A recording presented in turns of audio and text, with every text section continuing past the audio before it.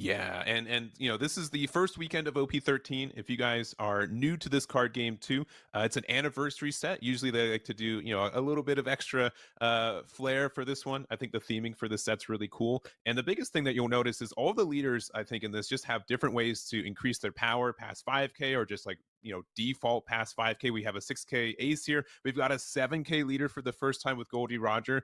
Just a lot of unique leaders and archetypes that came out of OP13.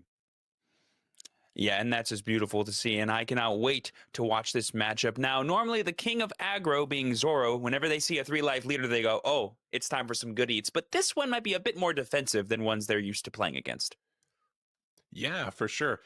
So one, I will just go over Ace real quick in case you guys haven't seen him, but he's a pretty unique leader when it comes to the statting for this one. So he is a 6k leader. He's got 3 life. He's red and blue. He has, on your opponent's attack once per turn, you can trash 1 card from your hand to give up to one of your opponent's leaders or characters minus 2k power for this battle. So it turns any card in your hand into a 2k. And then also, if you have a dot attached to him, once per turn on either player's turn, when you take damage or your character with 6k ace power or more is KO'd, you get to draw a card. So if you take damage, essentially it turns into a draw 2, not a draw 1.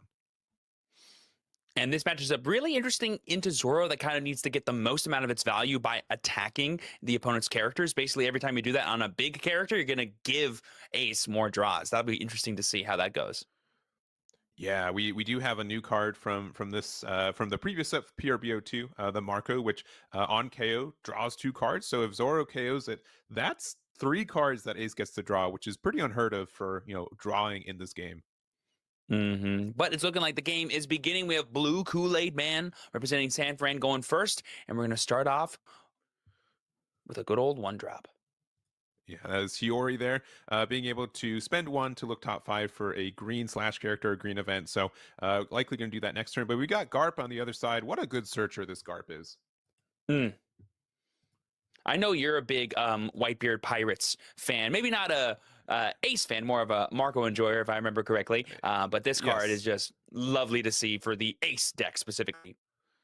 Yeah, so it looks up top 4 for anything that costs 3 or more. We did get the I Am Whitebeard, which is kind of 1 card of the 2-card combo for this deck. So once we get to 8, we're really going to be able to get a 10 drop out. Oh, and there we see DJ putting on his red nose. I believe DJ was the buggy player that we got to feature during one of the, I think, quarterfinals matches. Really awesome to see them still representing the blue color, albeit with a bit of a spicier version. Yeah, it's tough to support Buggy in this set. I don't blame him for switching to Ace, especially because Ace is, I think, the best blue leader right now. So no shame in that one. But we do have our first attack here with Zoro going to be a 7k into Ace. We can just discard 1, to give it the -2 and get out of that.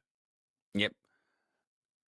Basically turning that Jozu from a 1k counter into a 2. Actually, I believe Jozu has no counter. So turning that from a no counter into a free 2k is just beautiful to see.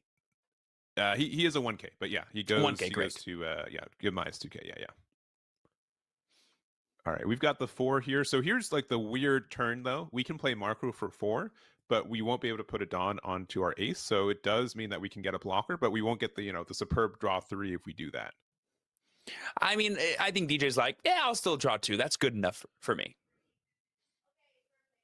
All right, so we're going to 5 here. Probably card to play is Tashigi from Zoro if we end up having it. I mean, that's definitely what you want to be doing on this curve going first. And there it is, the 5-drop Tashigi going to be resting a character and then attaching 3 Dawn to our leader. Going to have that AK swing. Is it going at the, well, we don't have the Dawn minus right now, so we're only going to get the draw 2 like Eggman mentioned, but that's still pretty good. We do. We don't have a Dawn attached, so we don't get the draw, but we still can use our, on opponent's attack to give the -2 to get out of this, or help get out of this. Yeah, exactly. Because I don't think we're quite ready to start taking damage yet as DJ here, because our life kind of is a pretty big commodity. Because basically every life is really 2 cards. And so if you can spend like 1 or 2 cards now to take an even bigger attack later, but still draw out of it, like the Ace countering math can be a little tricky sometimes. And was that the one drop Whitebeard blocker I saw coming down as a counter there with the other Jozu? That's the 2K that I was thinking of as well. Yeah. I think it was the one drop Vista blocker. So blockers are pretty good against, I think, most decks. Zoro is not always one of them though, because it doesn't really care about the first blocker that you have. But looks like we're gonna pay 5, and it's gonna be the Yamato. This card is one of my favorites in the set. It gets so much value. Yeah, being able to just, if you have 3 or less cards, draw 2, and then give one of your Dawn to your leader, activates our leader ability. It's automatically triggered because we're ace and we always have 3. It's beautiful to see. Every time I read this card, I have to double read it because I'm like, oh, draw 2, discard 1, right? Nuh-uh. Discard, Nope. draw 2, attach 1. So, so much value for a 5-drop 6K. That also has 1K counter. Like it's great. Yeah, honestly, if ace gets like their normal curve of cards going second, I'm pretty sure you can draw like 12 cards in a given game, just outside of your Yes. normal drawing, which is kind of insane. It almost feels like being three life is no big deal because the 2 cards you would have drawn off of being a 5 life leader and taking those extra hits might not matter. Yeah, I'll never get a confirmation for this, but I think it's also kind of an homage to like the original Whitebeard leader. So it has Yeah. 6 life, and in this one you can draw 6 times off taking damage, right? So it's kind of a bit of a similarity to that one. So I'm always going to think that they did that on purpose. I don't know if it was just a coincidence or not, though. Oh, you know it was talked about. It's like, well, what does Ace have to do? He has to be like Whitebeard, right? Yes, Speaking of Ace, there we see the vanilla Ace coming down. That's another 2K. I believe it's just a regular 2K, so we're probably just using that to counter out the Tashigi attack instead of using our leader ability. And there we see the new 6-drop Law. This is a pretty fun inclusion for this deck, being able to recycle characters like the Tashigi here.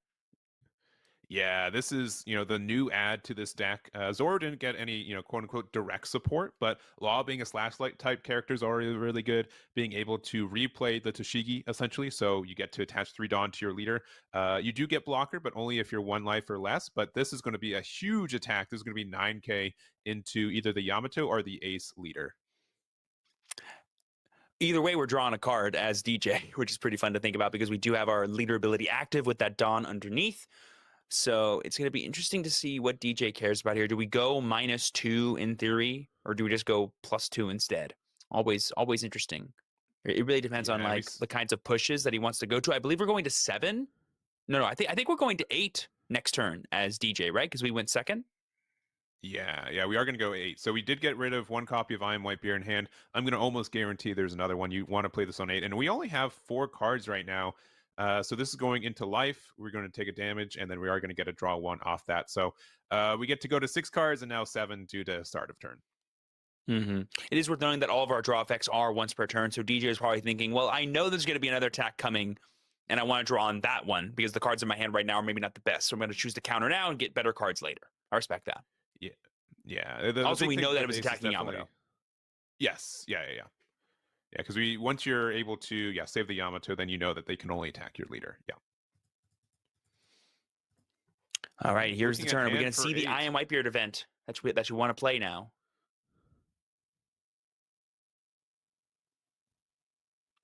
All right, Gonna starting just with do the a regular leader attack. Yeah, actually going to go into Zoro here since it's a 6K. So just going to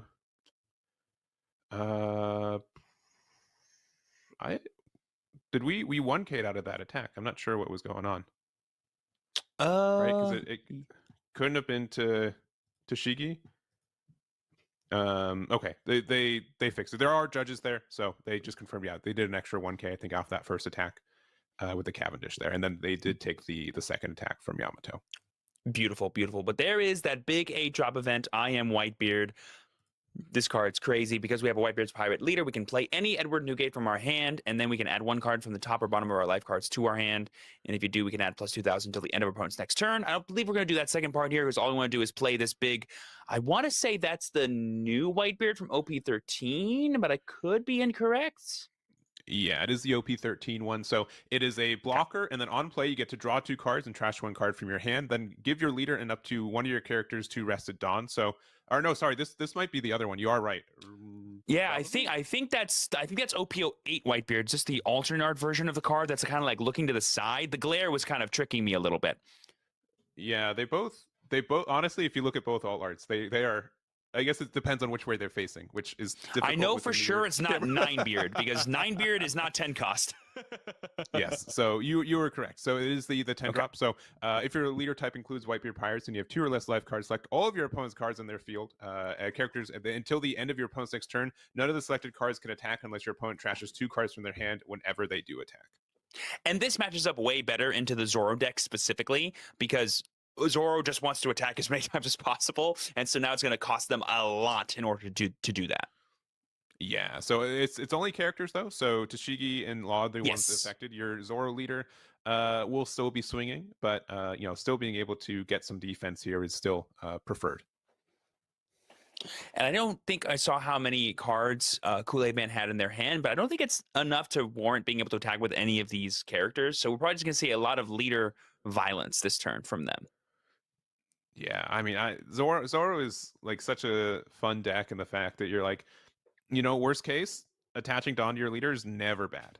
You're always going to get a lot of pressure. We're putting 5 Dawn on here, so this is going to be a 10k from Zoro and leaving 3 open for some potential additional cards. Yep, we're representing a lot of things here. Definitely things DJ needs to take into account. We're just going to go ahead and have that Yamato get taken out. We don't have our leader ability active because we don't have any Dawn attached to our leader. We probably wanted to see the OP13 9 beard, 10 beard versus the one that we did end up playing, but DJ still has a giant 10 drop that he played for 8. I'm sure he's not complaining that much. Yeah, it's still not terrible, but we kind of quote unquote have missed out on 2 opportunities to get an extra draw 1, and we're still going to be attacking with the Luffy will be King of the Pirates, and going down to 0. This is quite scary here. Ugh. Yeah, that loses out on 2 extra cards that we could have gotten, as well as what stops Kool-Aid Man from just doing it again next turn. As we know, Zoro doesn't care about blockers that much, at least not the first blocker anyway. So this could be pretty tough here if you're DJ, because the one thing Ace kind of has to do is it needs to put all of its Dawn into its characters. It can't really afford to leave up defense in the form of event cards, besides like maybe the random rad beam here and there. So the defense might be tough on DJ's end at this point because of how much pressure Kool-Aid Man is representing. Yeah, and you can see he's shaking his head, and it's so peculiar, right? You draw so much in this deck, right? You're like, oh, I will see my pieces, but you also get a little greedy with your deck construction because you can turn any card into a 2K, and sometimes those cards don't come in the right order that you're hoping. Yeah, and sometimes you can get a little overzealous with your curve. I know DJ had Iron Whitebeard on 8. He's like, oh, play it, 10 drop, it's great. But now you have no leader ability to draw extra cards. Your characters are going to be attacked into all this stuff. So I think maybe if we do end up playing the 10 beard, it might have been better on the last turn to just not attack with the Yamato and deny, like, quote unquote, one more swing, if that makes sense. Y- Or Yeah, force out more cards from Kool-Aid Man in order to rest that Yamato and then thus have a weaker leader swing rather than 3 10Ks in a row, against our 6K. for sure. And we play Yamato again, so that does get a draw too. But sincerely, we kind of need to find a Marco here, and if we don't, we're going to be in a lot of trouble. Yeah, we need as many blockers as possible. And even then, we still probably need to counter out of some pretty big swings. Yeah, this is looking pretty tough here. So, we do have one. The fact that they didn't attack means that Tashigi and Law are hard to interact with. We're going to use Garp again. Look top 4 for anything with a cost of 3 or more.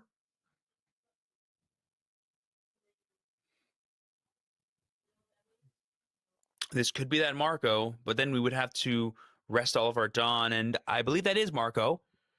Yep. The glare was kind of hiding him again, but I know that face anywhere. That big blue Yeah. Phoenix anywhere. He's really nice to have, but in this spot it might not be enough. So we're gonna go 7k into leader here, with our ace.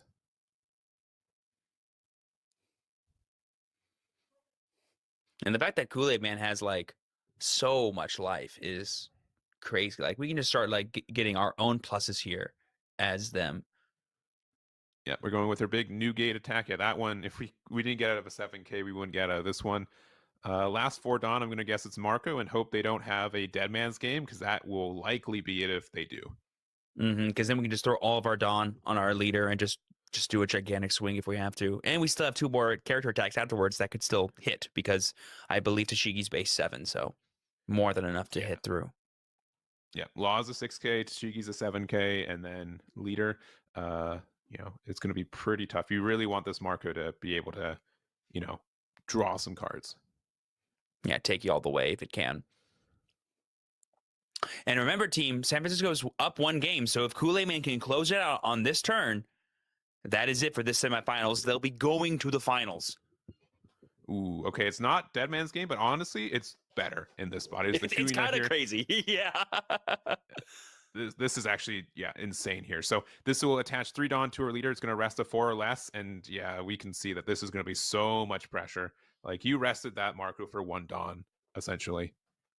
I mean, we can swing 12 with Zoro pretty confidently. Oh no, wait, we have 6 Dawn left? Yeah, so never mind. We could do 10 again pretty confidently. Yeah, we're just going to start with a big old 6. A 2K from Jozu already. Like, that's some good knowledge there. Yep. I don't know how many cards we had in DJ's hand, but I think it was like at least 5. I want to say. We are going to swing 8 with the Shiki here, so now we're representing potentially 3 swings with our Zoro at 10K. One of them has to be out of character. Yeah, and bumping the fist, it looks like not even being able to get out of this 8K attack. And yeah, as mentioned, Blue Kool-Aid Man is able to get the 2nd win from San Francisco, and they'll be in the finals in the first weekend of December. Green coming up. I know we have some green screens behind us right now. Those are taking down the day with Bonnie and Zoro here.